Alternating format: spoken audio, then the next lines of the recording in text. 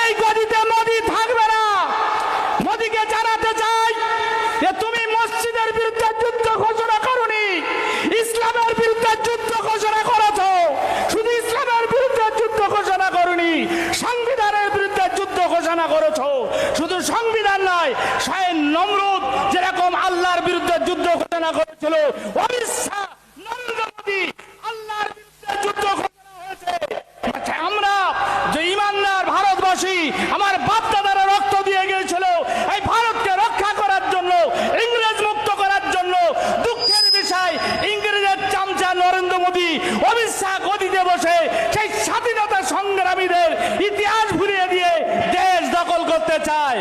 এটা কোনোদিন হবে না যে এই মসজিদ বাঁচানোর জন্য আমরা রক্ত দেবো, আর এই রক্ত এক ফোঁটা ভারতে পড়বে তো এক বইয়ের মধ্যে এই রক্তর মধ্যে দিয়ে নেতাজি সুভাষচন্দ্র তৈরি হবে, আমার মহাত্মা গান্ধী তৈরি হবে, আমার মাওলানা আবুল কালাম আজাদ তৈরি হবে, আমার হোসেন আহমদ মাদানি তৈরি হবে, আমার অলিতে গলিতে যুদ্ধ ঘোষণা হবে।